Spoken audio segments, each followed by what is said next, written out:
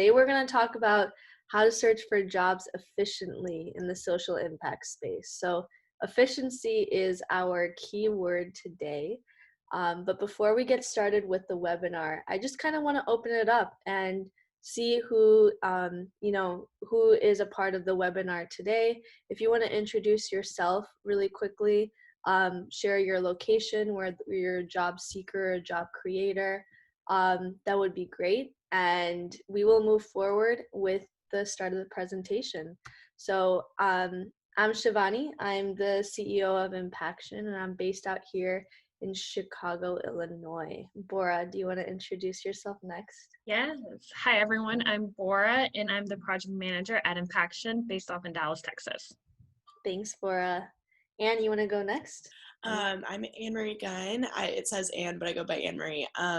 And I'm a senior at Marquette in Milwaukee, Wisconsin, and so I'm a job seeker. Nice. Legina, you want to go next? Yeah, hi everybody. I'm Legina Harris. I am the founder of Lorraine Infinity, where I really focus on social impact through several different things: podcasting, art. I'm working on opening up a co-working space here in Houston, Texas. And so, like I put in the chat, like I'm a volunteer opportunist. I love helping people and connecting people. And then I'm always looking for contracts and consulting work in any type of way, and also women and now men to join and be interviewed on my podcast, which Shivani has been on. Yay! Awesome experience. Highly recommend. Thank you. Thanks, Legina. Belle, you want to go next? With honor. So my name is Maribel Rodriguez, and I'm the founder of Love for Immigrants, a social space for immigrant support. And we do different kinds of things through storytelling and exhibit, trying to change the narrative to a more positive one. And so that's a little bit about what we do.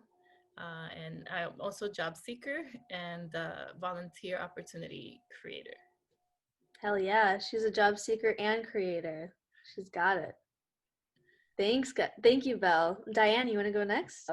Okay, I'm Diane Mocha, and I am founder of MomSub, which is an app that offers super affordable, trusted neighborhood childcare through a community of moms helping moms.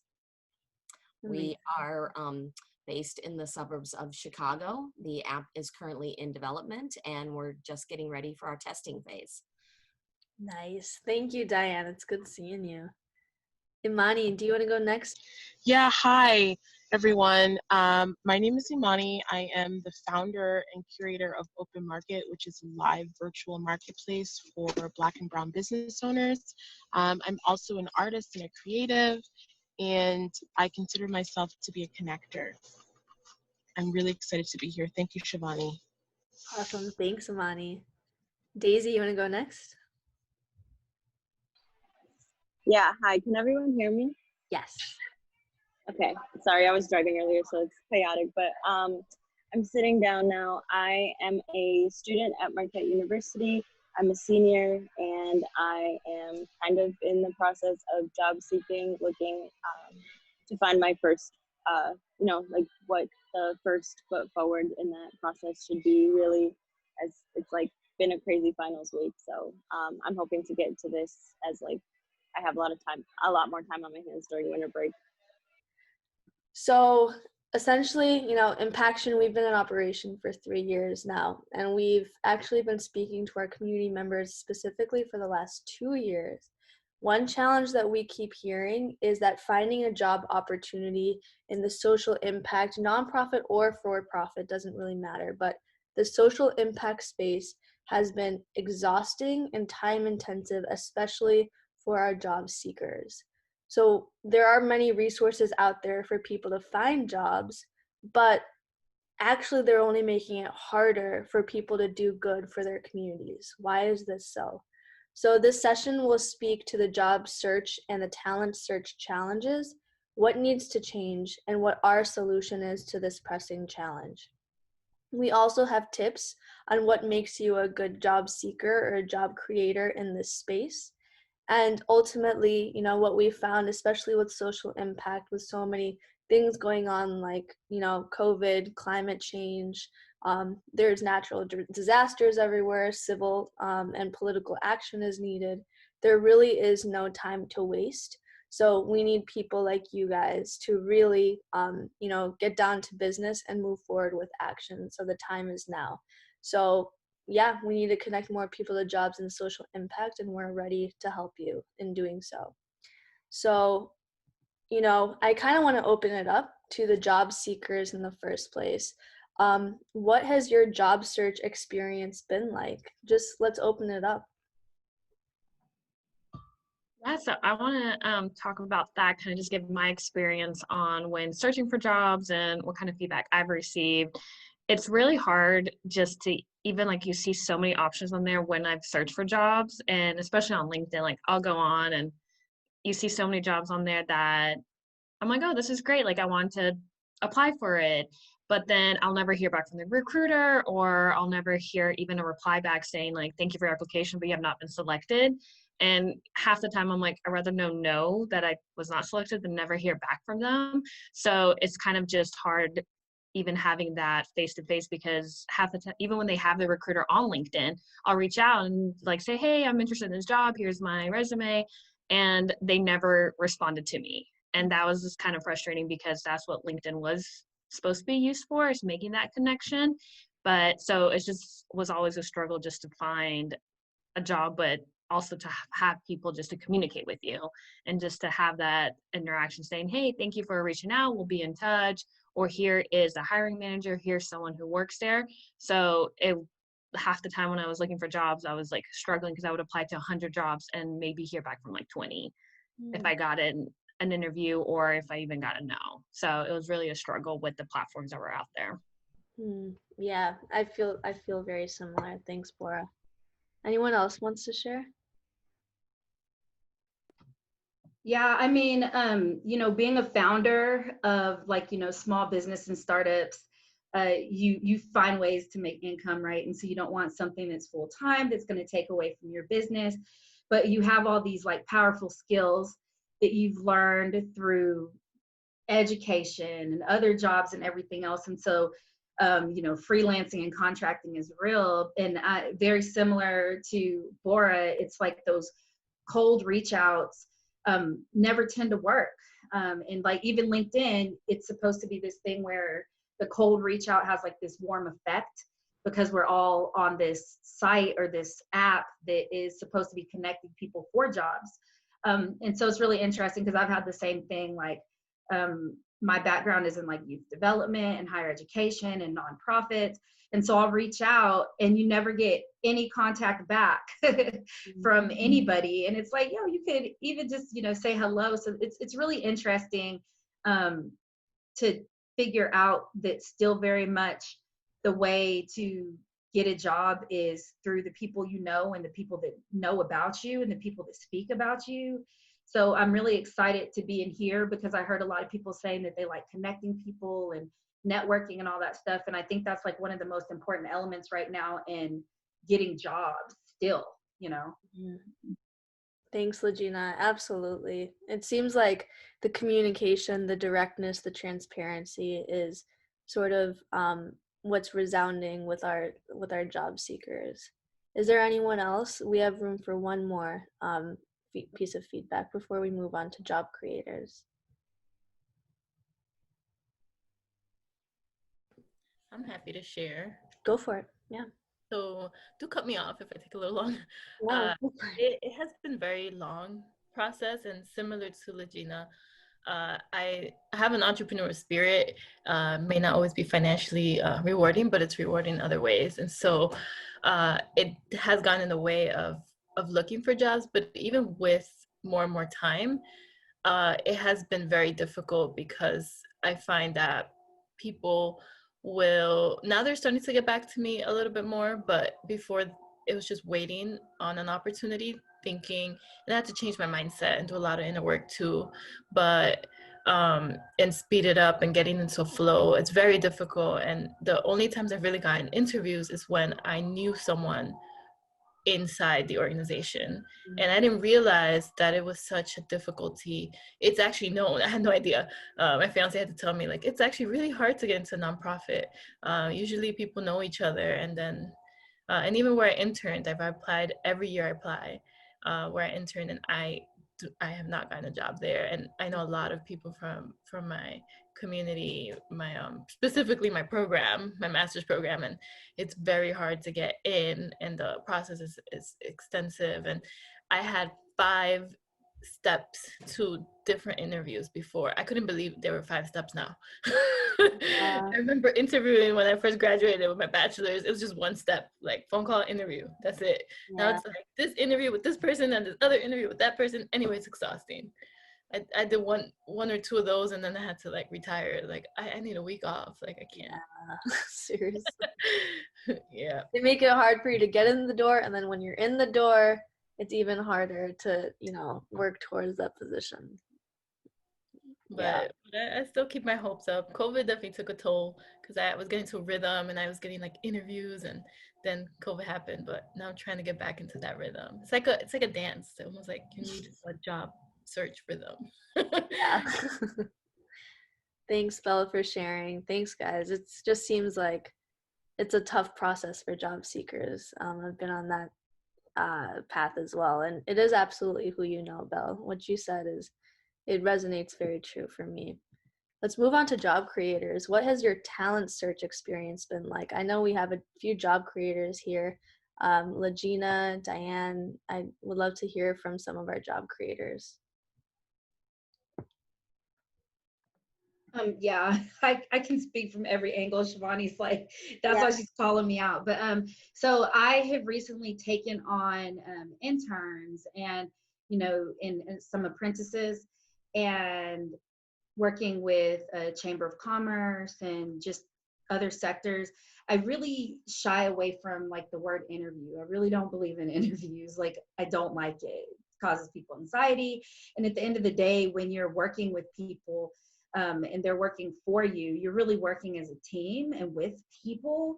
And so I like connecting with people and having a conversation and seeing if there's going to be a vibe, and not like if we're aligned all the way on everything we think, but if our thought processes and our work ethic and the things that they're doing align with my brand, and what I'm building out, because I think that's really important, because we have all these things where we spend 5 hours building our resumes daily, and they're supposed to be these living documents, and we keep track of our CVs and everything we do, and we have YouTube channels and all this social media stuff, so you can find out what somebody's doing.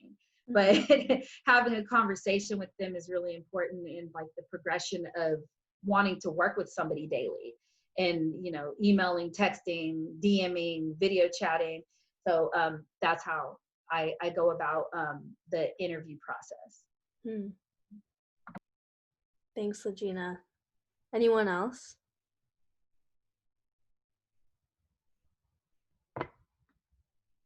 On the talent search in particular, how do you guys usually find people for your organizations? And how has your experience been like?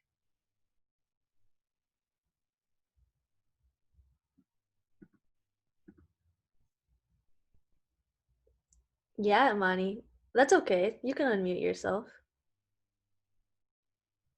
Are you sure? It's like incredibly loud. I was like, I'm just gonna run in and get a coffee, but it's so loud. Go for it. Okay, so I hope you all can hear me. I am also a job creator, and I too have been working with some interns. And some of my interns are in college, and they have been experiencing a lot of like challenges with finding jobs themselves. And it's very much a game of like who you know and who can put you in places. And truthfully, I think like what I've seen is even people who know you don't know that you're looking for a job or you're looking for a position. And then you just really have to be vocal about what you're looking for and just like put yourself out there, as uncomfortable as it can feel. I know that I'm experiencing a lot of that now as I'm like a business founder, and also looking for funding to support my business. Yeah, the importance of putting yourself out there. especially as a job seeker, even as a job creator, it's twofold, right? Both sides have to be able to contribute. Okay, and we have one last question before we move on to the webinar. Oh, wait, do we? Oh, actually, I have this part. So actually, both sides, job creators and job seekers, what you both have said actually resonates a lot with what we've found over these last 2 or 3 years working in the social impact space. On one hand, a majority of job seekers in social impact find the job search process to be exhausting, time-intensive, and often unreliable. On the other hand, what they don't know is that 60% of social enterprises believe that finding talent is the only challenge that gets more difficult as the enterprise matures. So we're seeing this challenge on both ends, right? Both of these, there's a huge talent gap in the social impact space, but on the other hand, finding a job in the social impact space is also very time intensive. So I want to open it up to our community and ask you guys, why do you think that these challenges still exist? From your personal experience, from what you have witnessed, why do you think that these challenges still exist? And there's no right answer to this. You can speak to your personal experience. I'm happy to share a thought Go for about it. that. Yeah. So I think, well, one major thing I noticed, especially as being an intern and working in different places, is there's a huge gap in terms of network and who hiring managers know and who job seekers know, especially when it comes to that piece of equity and inclusion. I find that there's certain universities with more standing that may have like a higher visibility for their students to get into certain jobs. And so I think it makes the process very difficult for both the job creator and the job seeker, because there's talent everywhere if people know where to look. But I personally think the onus is more on the job creator to really, especially when it comes to inclusive hiring, to really think more about their strategy as well and where they're going to find people. But of course, like, job seekers definitely try new things and on how to network and things like that. Yeah. It is both twofold, but the job creators, since they're creating that opportunity in the first place, should be more open to inclusivity, seeing resumes that come from different backgrounds in a way that can match to their priorities, can match to their strategic value. Yeah, absolutely. We have time for one more thought. Does anyone want to share? I think that it is important to get off of paper and have the human connection with people. I don't think that, paper dated me, but like reading something on the screen or whatever, because I don't think that serves justice to the human connection you can have with somebody. And I think that as we have a society that's moving so fast and you can do so many things, even within, a 5-year time span, you could have 15 jobs and make true impact and help a whole bunch of organizations. And then you're told that your resume is supposed to be 2 pages, or your CV is supposed to be formatted a certain way, and you need to take out certain things for each job and all that kind of stuff. And so it doesn't paint a full picture that people can bring to the table. And some of the stuff that you may take out may be something that an org is actually looking for, or a company's looking for, but that they don't know they need until they have a conversation with somebody and they're like, oh, yeah, we do need that with this, but it's not part of like the job description. So I think that, once again, spending time really talking to people and seeing what they need is also important too, because sometimes if you can serve somebody's need, their loyalty to the company is larger, turnover is less, money, time, all that kind of stuff. It means like investing in the process right from the beginning, so you decrease your chances of turnover and all of that afterwards. It seems like you're looking for more of a consistency in what job creators need, like a format that job creators would use for, you know, their selection criteria. Yeah, absolutely. Those are great ideas. So I'm gonna move on to, you know, what we've seen from Impaction, right? And I think we stressed this earlier in the presentation. But overall, there's a lack of transparency, and because there's a lack of transparency on both sides, there's a lack of efficiency. And the transparency that we're speaking of actually is in regards to both the job creators and the job seekers side. On the job creators side, a lot of job seekers don't know what the hiring process looks like. The job seeker is connected to hr@socialimpact.com rather than the job creator directly. And because of that, you know, the lack of communication actually can curtail a lot of their you know, what they're looking for in the social impact space. The matching interest component is actually the most important part in the social impact space. What you find in social impact is that most people will actually choose their social impact work and the job that they want based off of what their passion or their interest is in social impact. So for instance, my passion is in education, right? And I ended up choosing to take a job in the public education space because I wanted to work towards that. A lot of people, especially in social impact, there's a misaligned incentive on both ends, what the job creator can give for them and the job seeker actually wants from the social impact space. But when you lead with your interest, it's obvious, you're going to be more passionate about the work, and you'll be a better leader to rise within that organization for a longer period of time. So it's important to, you know, find an organization that matches your interests. And then the last is lack of awareness. So on one side, the job seekers, there are so many different platforms, there's so many different postings that you can see that actually, you know, that are jobs in the social impact space, but there might be a lack of awareness on, you know, which ones might be the right opportunity for you. And also on the other side is job creators. What we found is they find people across LinkedIn, across Indeed, across all of these other type of, you know, social media. So for them, it's really indirect in the way that they find their talent and their candidates for their organization.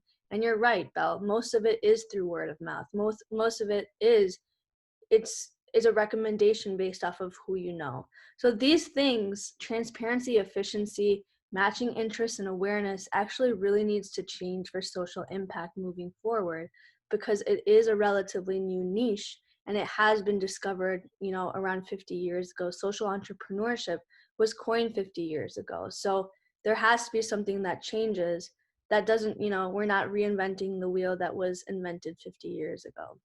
So that's where, you know, we came up with our solution to increase the chances of finding jobs for seekers in the social impact space. So let me share a little bit about how it works.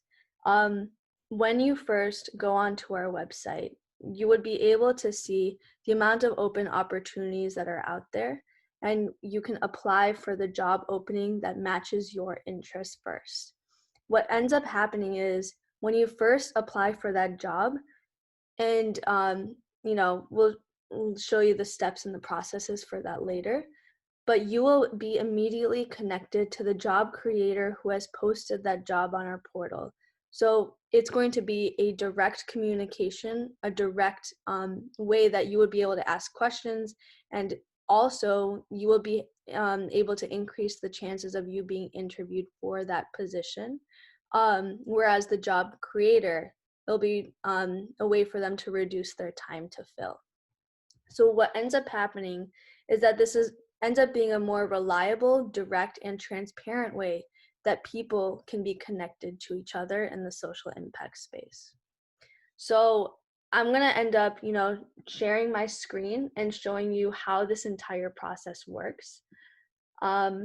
So what's going to end up happening is that you can go onto our website, and on our website you can scroll down and go to a part that says, and under the our impact section, go to the social impact job portal.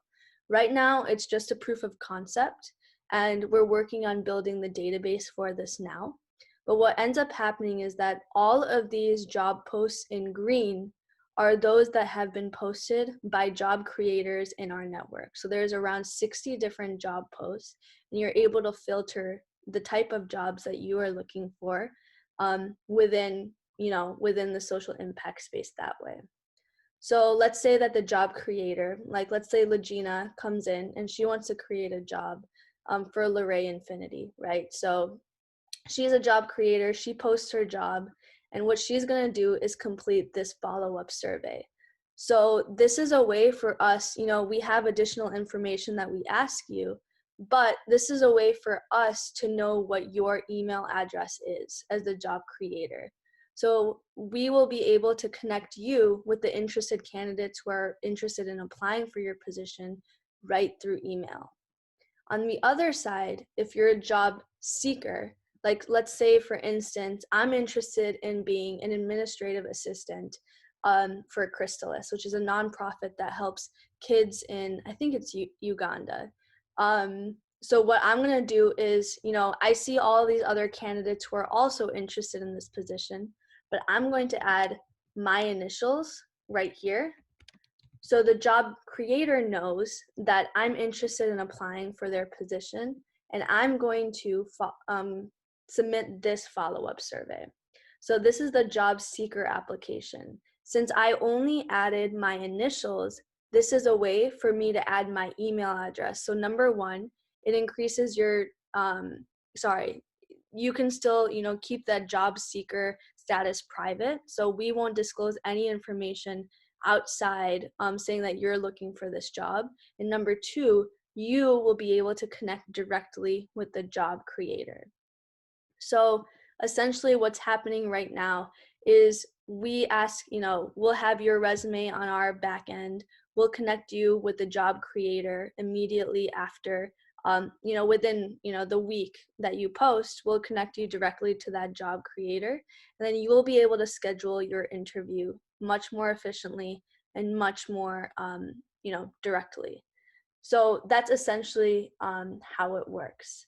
So I'm going to stop there because I've been talking a lot. Do you guys have any questions? And feel free to unmute or add your questions to the chat.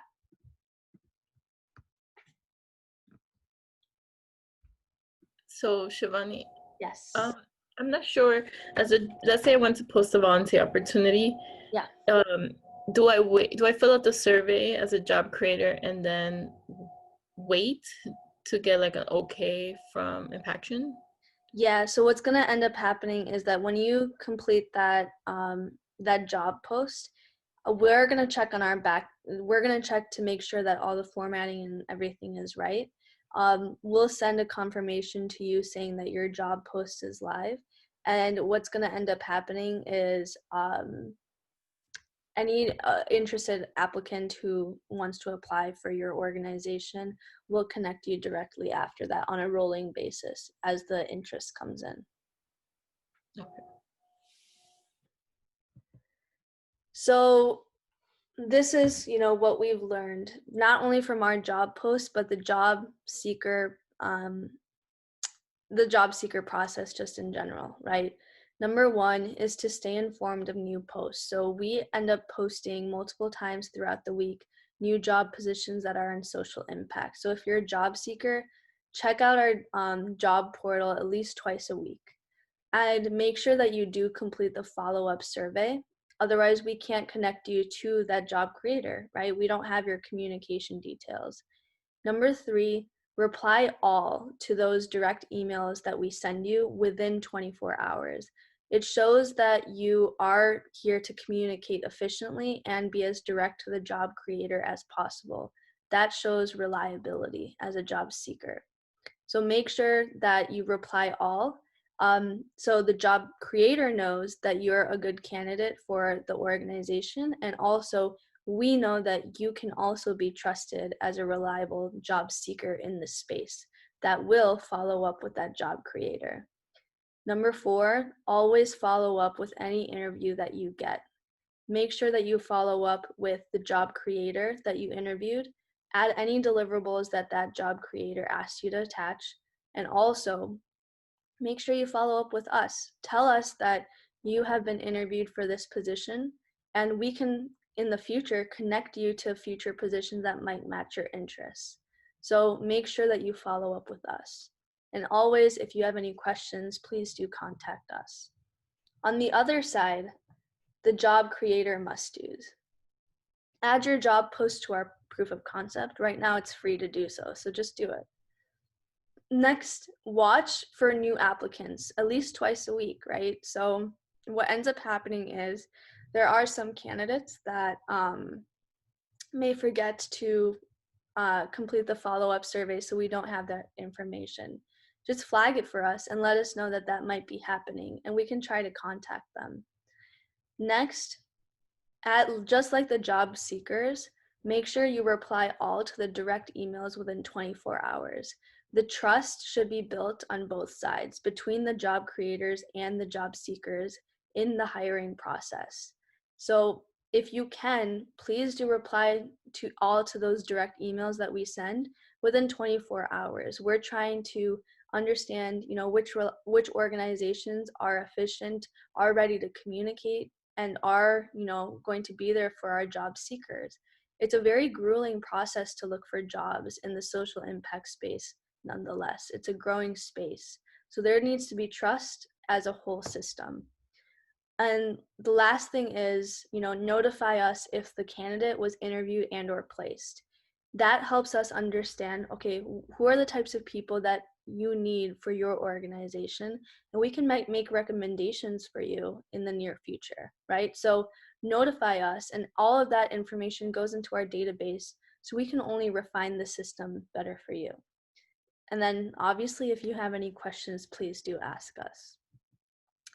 So these are some tips, from the job seekers and then the job creators side.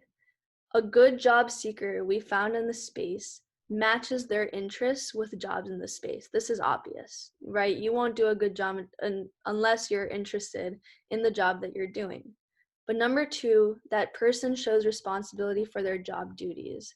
If there are requirements that, that organization is looking for, make sure that, you match your interest and you match your experience with those job duties.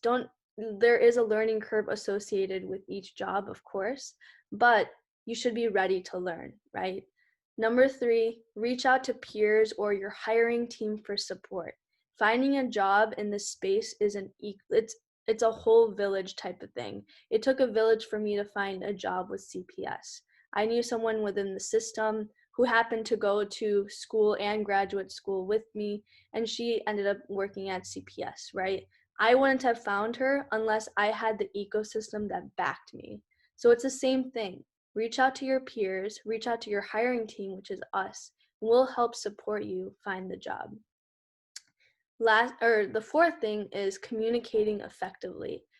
Efficiency does not work unless there is transparency, and communication is on the forefront of transparency. You have to communicate effectively to get any job, to get any position opening within any space. It doesn't only have to be social impact. And then the 5th thing, which I think is just as important as communication, is never giving up until you're matched with the opportunity that is right for you. A lot of people have the misconception that if you work in the social impact space, you're going to be paid less than $30,000. That is not necessarily true, So ultimately, match something that matches your interests, and don't give up until you find the right opportunity for you. On the other side, the job creator. Like I said, the job seeking process is a very grueling and emotionally and mentally taxing experience. So make sure, Bora, Maribel, Legina, they all said this. Notify your job seekers of their status in the space, in the hiring process, right? Let them know if they haven't gotten a job so they know to move forward with other applications. Don't leave them on red, make sure that you follow up with them. This goes in line with their second point. Respect the interested applicants. They may not be a good fit for your company, but they may be a good fit for others. So offer feedback if you can. Tell them why they might not have been a good fit so they can refine their resume, refine their interests, and maybe even, like update maybe some outdated materials that were in the original application that they applied for. So make sure you notify and you respect them. Third thing, notify your supporting teams and on the recent hires. So let us know if you made any interview or any hire so we can make the process more efficient and more transparent for you. Fourth thing, communicate effectively. As you can see, communications is on both sides, the job seeker side and the job creator side. Make sure that both sides are communicating effectively so we can make this process as efficient as possible. And then the last, it's just as important for the job seeker as the job creator. Don't give up until you're matched with the right talent for your company. Especially when you're an early stage company, your talent can make or break your entire organization. I'll say it once, I'll say it time and time again. We've lived this many times. So you have to be matched with the right talent. It's very, very important to do so. And help us help you. We can make that happen for you. So essentially what's going to happen is I'm going to ask Bora to write our emails down, because we don't only talk the talk, we're going to walk the walk. We're a team of 4 ladies, and what we're going to do is make sure that what's up, Legita? We're going to make sure that you can communicate with us and let us know if you have any questions or anything. Be as direct with us as possible and make sure to reach out to us. We're going to make this as transparent as possible. So I'm the CEO. My co-founder Sukanya is the CHRO, the Chief Human Resources Officer. So she helps and supports with everything in regards to the human resources space. Dunmi is our product manager, so she helps with the website. And Bora, who's on the call right now, is our project manager. So she helps with finding more people that come onto our team, that come into our community, and helps us, execute on our current projects. So make sure you do reach out to us, because we are going to help you out in whatever stage that you're in. So, essentially, I'm just going to share some metrics with you guys, before we move on to questions. But essentially what we found is that this does really work. Just in our proof of concept alone, which is Google Sheets version of what we're going to do next year. We've had over 60 jobs posted and over 150 seekers were connected to job creators. We're working on collecting the data on who was placed and who was interviewed, but we know that a good percentage of people were at least interviewed for the first round through our communications. Also, 55% of our postings were full-time and internship opportunities. This is efficient, this is direct, and this really does work. We have around 1,500 social entrepreneurs, students, and business professionals based across the world. And essentially, we're just working on growing from here. What happens next for our community is we're working on creating our user base of 2,000 members. We'll launch our job portal next year, and then we'll launch our sourcing, our recruitment services the year after that. So essentially, this is who we are. We're working on making this space as efficient as possible and connecting you guys to jobs as efficiently as possible. The time for social impact is here. It's been here for the last, not 50 years, but thousands of years. But now it's time to really catalyze the change. And we can only do that if we're working together on this. So let's work together and make a change. Job seekers, job creators, both people who are in the social impact space alike. The ecosystem is huge and we can only expand from here. So I want to open it up to questions and thoughts. We're here for you. Bora and I will help you guys in anything that you need.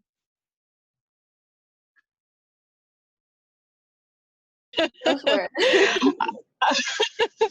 So I wanted to know, I guess, from job seekers, are you all primarily looking for paid positions, or are you looking for internships, apprenticeships, skill shares, or what's the other one? Value exchanges. Like, what are you specifically looking for as far as like compensation? So this sounds like it's a question directly to our job seekers, right? So there are job seekers on this call. Feel free to unmute. Tell us what you guys need. Paid or value exchanges at this point in time. Paid or I guess it's called value exchanges, but like the bartering system, like every entrepreneur and all of us that are startups, we know that we all have skills that we can switch and send the invoice with like a barter thing on it or whatever. So paid is good, but I fully like sharing my talents with my entrepreneurial people in the space. Yeah, I'd say paid. I already have an internship for next semester, which wouldn't have to be paid. Obviously, it's counting towards credit, but after that, I'm looking for paid. Full-time or part-time, Anne-Marie? Probably full time. Yeah. Okay, cool. Anyone else? Any other job seekers out there?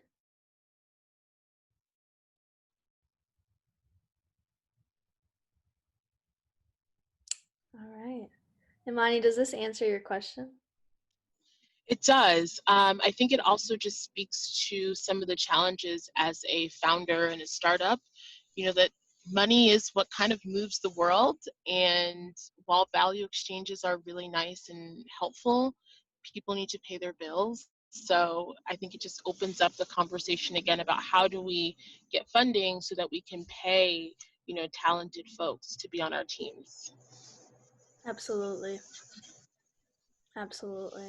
Yeah, and that's the thing about social impact. There are many full-time opportunities out there. It's just, where do we find them? Where do we look? There's a misconception out there. And there are a lot of people looking for volunteer opportunities. I will say I volunteered for many, many years and with different organizations, and it's very purposeful and meaningful. And I think especially once the full-time job is there, especially if there's not a whole lot of mission-oriented, purposeful work, you need an outlet and you want to connect to purpose-driven missions. So Absolutely. you can find people too. Everyone's at their own stage of the journey, right? It's just about meeting them where they're at. Yeah. Can I say one more thing Absolutely. about Impaction? So I started out as a community member before the job seeker opportunity and the job creation opportunities. And 2 people from just joining the conversations every week became a part of Love for Immigrants in some way, whether they're consulting or like we kind of worked in the gift economy for a while, so we're giving gifts to Love for Immigrants. We're all volunteer based or volunteering more consistently. And then 2 people are on the team who actually applied through the job portal and have been with us for some months now, almost 6 months maybe, or 8. Yeah. So So it's you're a testament, are you? a testament. Yeah, I just want to put that out there. It didn't hit me right away too. I was just like, oh, 3 people. Where are they coming from? Impaction, duh. Yep. Yeah, Bella's been with us for since we began. She was part of our launch party, so yeah, she's been awesome. And you make friends. They're not just volunteer. Like, Yeah. first they were friends and then we got into the whole mission thing. So Hell yeah. Thanks, Belle, for that. Any other questions? I have a question about the spreadsheet. So when you fill out the survey, do you have to do that every time that you put your initials down for a job, or can you do that and like select more than one position, or how does that work? Yeah, so if there are multiple positions that you're applying for, the first scan, you can say, what organizations you're looking to apply to. Just add a comma in between each organization and what position it is, and then we'll connect you that way. But if you end up coming back a second or a third time or fourth time, then we ask people to submit the survey each time so we can track, how um, your interests have changed over time, essentially. That makes sense. Thank you. Thanks, Anne. Anne Marie. I'm sorry. Anne Marie. Anyone else? I know we have about, 3 or so minutes and then we'll wrap up. I have a question if no one else has more questions.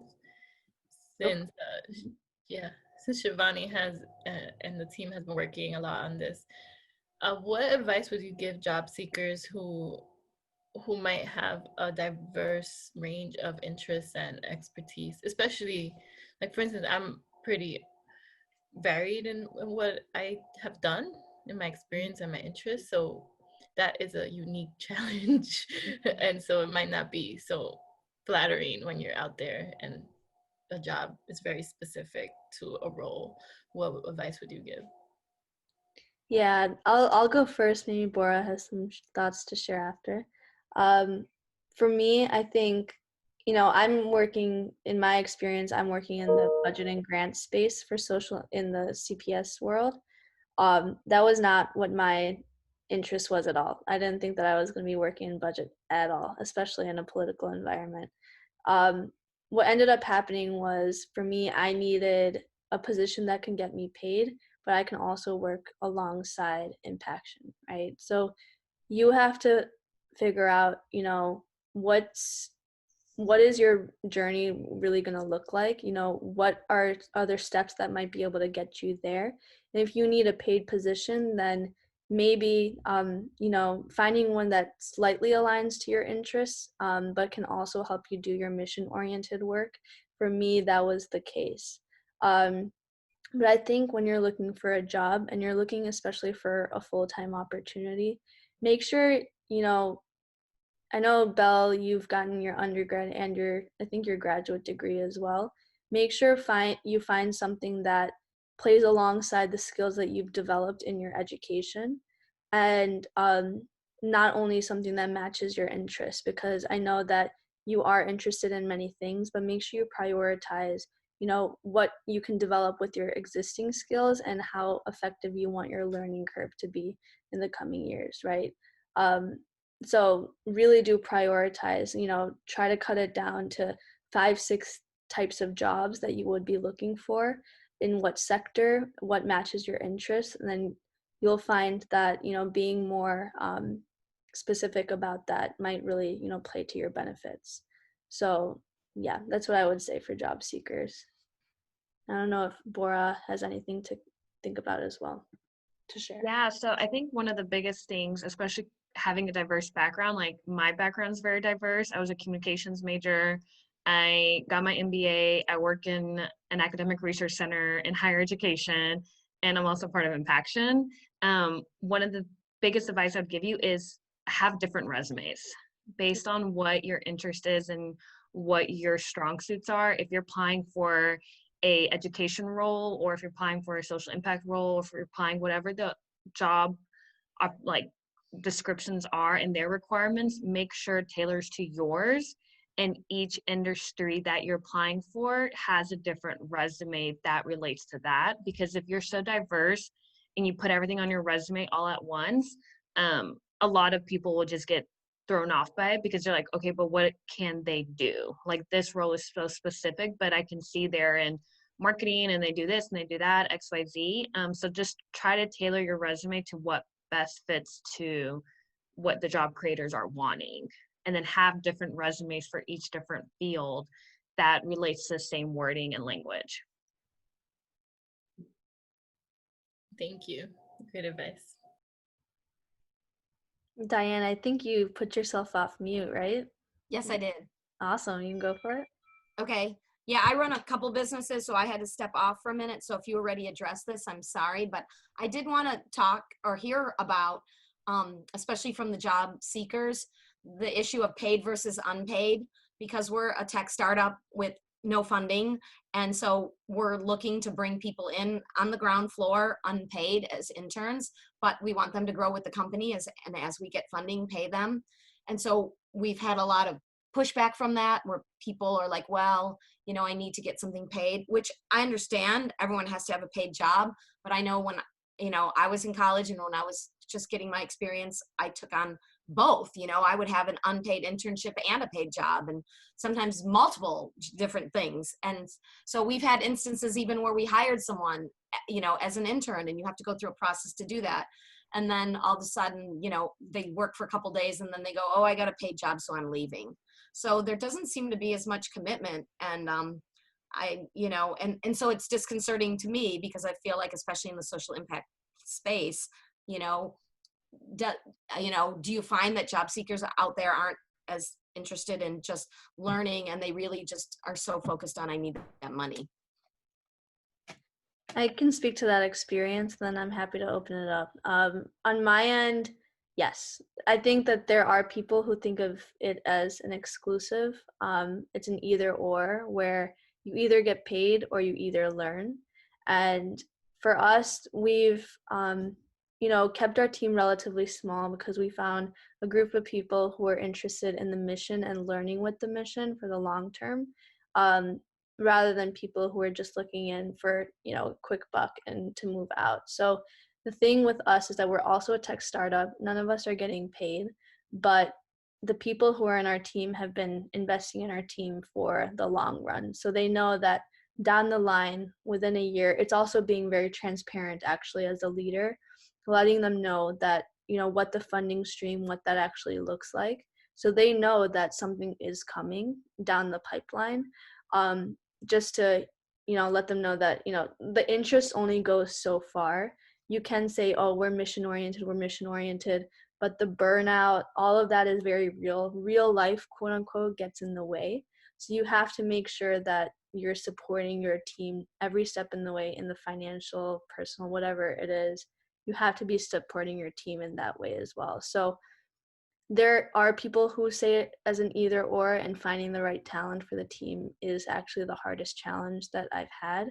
But when you find them, that makes all the difference in the world. So there are people who think of it as an and rather than an either or, and it's just about finding those people out there. Well, I don't have too much experience with the job creator, but we started about a year ago, or a little less than a year ago, bringing in more people. And what does help is that we are not a for-profit. We don't know what we are yet, but I knew at the time. I told people we're working in the gift economy and we're figuring out what model serves us best. And so that helped them want to volunteer more, and just knowing like this is definitely gonna serve a mission. So like really connecting people with that mission. And also I'm more I understand that people have a life outside of this, and so because I'm asking for their gifts of talent and ideas and time, I'm probably more flexible than a for-profit job. And so I try to make a lot of the no busy work, stuff like that, just completely out of the question, and just really only ask for what I really need from each person that's in the team. And that seems to be working out, that offering that flexibility. So like you can have purpose and flexibility. It's going to be a commitment, but where it's understandable. If you have a job and you have an emergency, like we're not going to pressure you, we're not going to be that space to do that. So I don't know if that helps at all, but that's the way it's been working out for us. Oh, and the last thing is where people need something very practical in order to join and do work for free. And the mission, of course, is great, but especially now with COVID, everyone's in a survival state. Like I need to survive and move forward and live okay and be okay after this. So find what it really is that the person who will volunteer or intern needs, in a practical way that you can offer them. So for us, it's a person may want to move up into a different role in their career, and they can add us on their resume with that specific title that they need to move into that next role, and just build up their experience. So that making that very clear for them, like, we're here to help you develop, we're here to help you move forward in your career, in this way, and people more likely, be able to give their time. That's great advice, Belle. Definitely. All right, folks, we got to wrap up. We're already 4 minutes over, but this has been a great conversation. So next steps for us, go onto our website. I think Bora will put it in the chat. Our website, and also we have an online community, our Facebook group. We post new events, promotions, job opportunities, all of that stuff is in the Facebook group, but you can also get that same information if you end up posting on our signing up for our weekly newsletter that goes out every single Sunday morning. And it's a great way for you to share resources, find funding opportunities, mentorship, job opportunities, all of that in the social impact space through our newsletter. So I just want to share my utmost gratitude for everyone who's on this call, everyone who could dedicate their Sunday to this hour with us. And please do reach out to us if you have any questions. You have all of our email addresses, and we're here to help you find talent or find jobs in the space. So thank you. Thank you so much. Bye, everyone. Thank you. Thanks, everyone. Thank you. This was so great. Thank you, Imani. Thank you so much.